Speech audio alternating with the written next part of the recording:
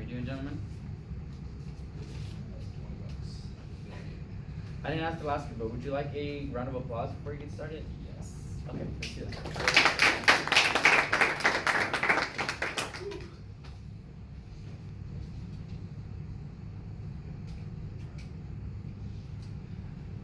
All right, give you a couple terms to think about. Shirt, jacket, pants, shoes, glasses. What do these all have in common? A little bit of apparel, a little bit of apparel accessories, okay? But why? What do they contribute to? Style. What is style? And the way we're going to be talking about it today, style is a unique way to arrange one's appearance. YourDictionary.com, look it up if you think I'm lying, but why would I lie to you? Why talk about style? Because style is the basis of what we're going to be talking about today, which is fashion. Now you may be sitting in your chairs right now like Hayden thinking, now why? I'm not fashionable. I surf. Like, why? I don't need to put on clothes. Like, what is this, right? And I would combat that statement with a quote by Rachel Zoe, who once said, "Style is a way to say who you are without having to speak."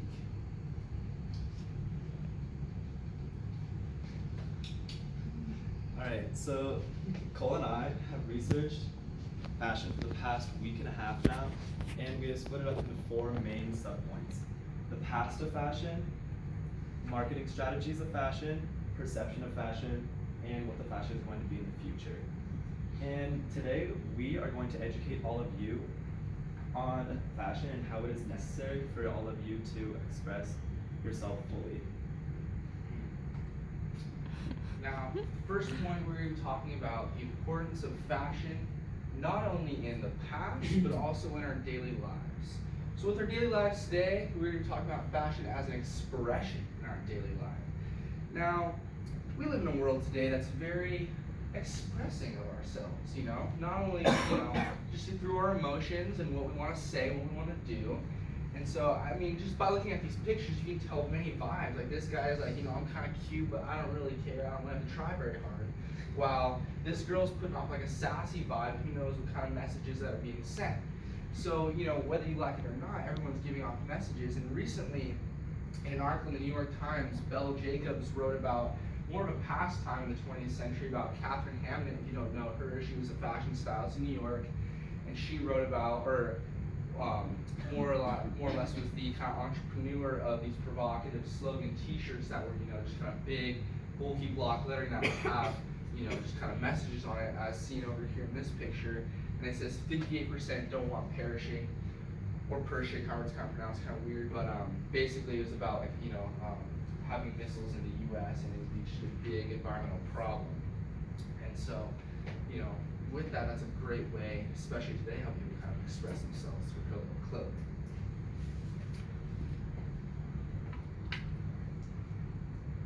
So in the past, we'll talk about the reflection over a period of time. So, if we look back in the 20th century, we can see that, the 50s were a unique style of greasers. It's kind of faded in this picture, but it's white t-shirts, leather jackets, blue jeans, cuffed.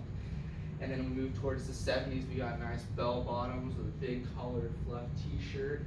And then towards the 80s, which was kind of almost like, extreme color fabric, kind of the revolution of all ideas, And so with this reflection, a great kind of paraphrase of a quote was like the era, and the region, and beliefs of people kind of shaped the fashion trends in that time. And so you kind of see that not only like in the past, obviously through the pictures that are displayed, but in today's terms of how much it's changed, how much like what you think and how you get dressed is different from, obviously people don't dress like they did back, 40 something years ago. Now, moving to the next big point of fashion is how fashion is publicized. Now, marketing and things, you can have a great idea, you can have a great new, style or a new outfit, but how are you going to convey that to the people? You need a good marketing strategy, you need a good way to convey that to your buyers or consumers. One way this is done is through influential people. You have Brad Pitt, Rob Lowe, John Belushi, people that make things, and these are just examples, but you have celebrities that make examples, things, big. And you think, okay, like, I mean, maybe you're not necessarily interested in these people. We all have our kind of people we necessarily maybe like look up to, or like, oh my gosh, they're wearing that. I'm interested in that. And I thought this was kind of silly, and then I bought a really wetsuit because I saw Rob Machado wearing one. I was like, oh yeah, I'm gonna be like him, right? But it was interesting. Research was done at the Old Dominion University, and basically the author Samantha Corbis was, did a study and eventually came to the conclusion that people that they look up to, they relate to them, and so when they see them repping different styles and different things, they find themselves in them. And so when they have that, say they're repping like a jean jacket like Brad Pitt is, they want like, oh my gosh, I could do that, and end up rocking that too. So, and coming to the conclusion of this point, another big marketing strategy and style is through social media. So you can have these influential people on screens or whatever, but a big part of our world today is these, I would say, Instagram, Snapchat, Twitter. Roughly half of the population, U.S. population, uses social media, and of those half people, most spend about 2 to 2.5 hours on them, constantly looking at ads or whatever's going through them. So I would say it is definitely a big marketing strategy for people in the fashion industry. Alright. Can I get a show of hands? Who here has Instagram? Alright, pretty much everybody. Who here, keep your hand raised if you have seen an ad somewhat like this? Alright, that's what I kind of expected, because due to the present day, fashion and brands are trying to branch out of their norm and having to market to 50% of the population, and 50% of the population actually uses social media these days. Any brand, whether it be Instagram, Twitter, YouTube. So yeah, they sell accessories, jackets, undergarments, socks, you name it. And it's as easy as one touch. It says shop now right here, and all you have to do is press on it and it shoots you on over to their website. And they do this by their modern approach and aesthetically pleasing appeal. Yeah, so building off of that, a different marketing strategy, not only from Instagram, would be from YouTube. And on the top right, you can see that Jeffree Star, he's selling his Jeffree Star Cosmetics line through his videos that are, one, very entertaining, and two, he gives a obviously biased approach on how it's the best makeup on the racks. And then on the bottom right, building into perception, can I see a raise of hands? Did I come off differently at the beginning of this presentation rather than now?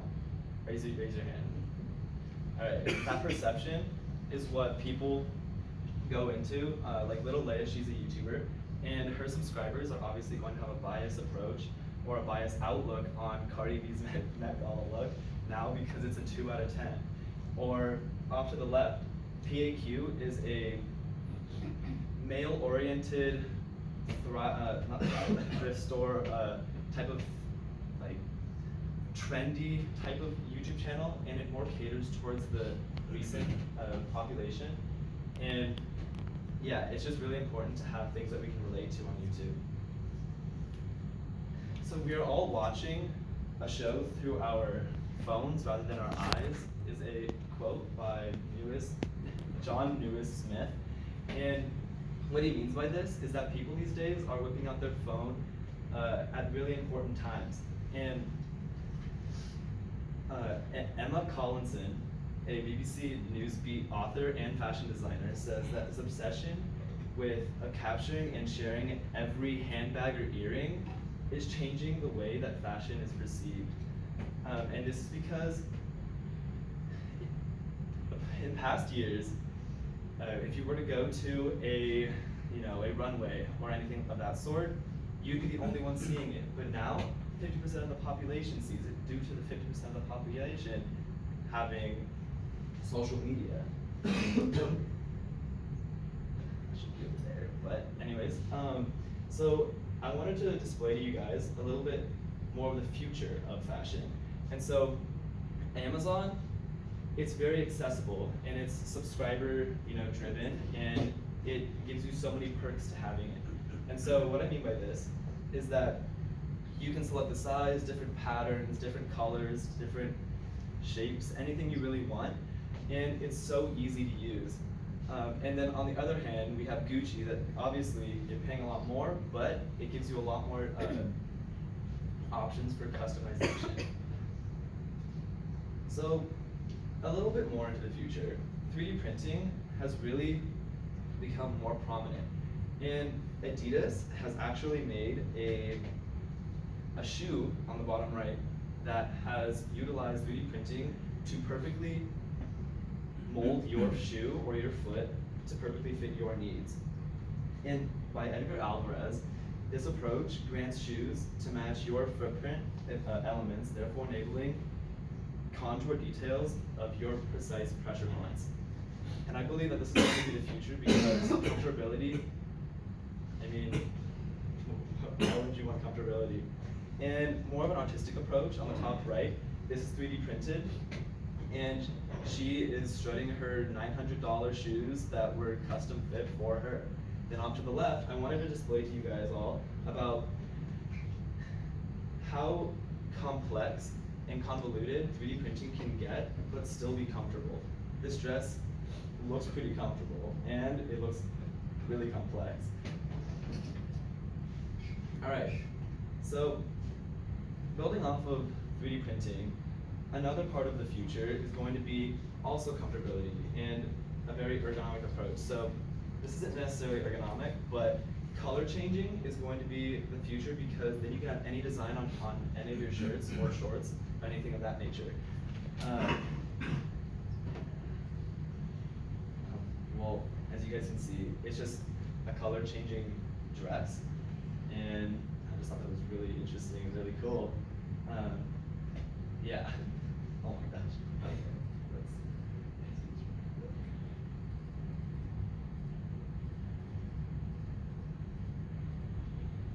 Okay. Okay.